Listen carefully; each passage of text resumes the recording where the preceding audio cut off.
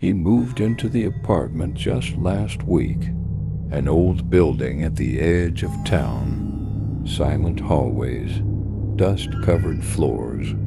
But the rent was cheap, and he needed a fresh start. The landlord handed him the keys with a strange smile. No small talk, no warnings, just a faint nod and a muttered good luck. At first, everything seemed fine. Too fine. The walls didn't creak. The pipes didn't groan. Even the neighbors, if there were any, made no sound. It was too quiet. A few nights passed. Then, one evening, he decided to rearrange the bedroom. A restless feeling had settled under his skin, like the room didn't want him there. He moved the wardrobe. It was heavier than it looked, like something was holding it back.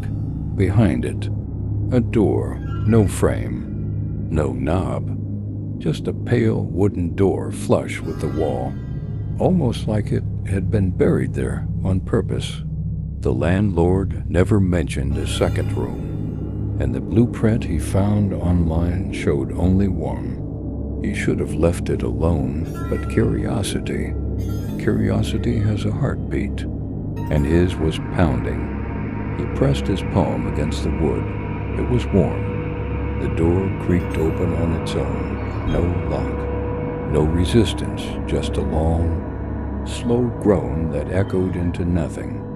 Inside, one wooden chair, a cracked, dusty mirror, and a single light bulb hanging from a cord so frayed it looked like it hadn't held weight in decades.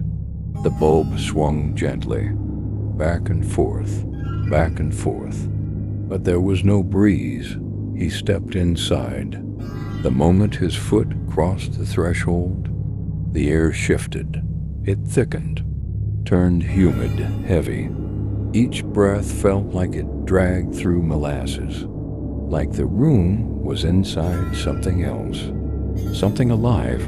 He looked into the mirror, but the reflection wasn't his.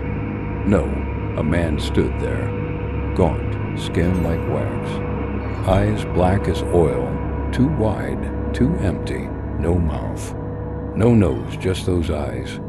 He turned around in terror.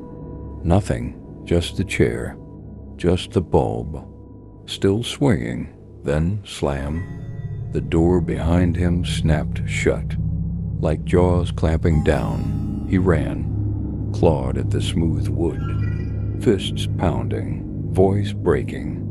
But the room had no echo, no give, no mercy. Then came the whisper, not loud, but close, so close it felt like lips brushed his earlobe. "You're in my room now."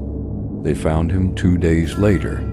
The door had opened on its own. Once the silence inside had settled, he was sitting in the chair, back straight, hands in his lap, head tilted slightly, like listening to something only he could hear. Eyes wide open, so wide they almost didn't blink. Breathing, but empty. He hasn't spoken a word since. And no one's been able to find that door again. The wall is solid now, like it was never there. But sometimes at night, if you press your ear to the plaster, you'll hear the bulb still swinging back and forth.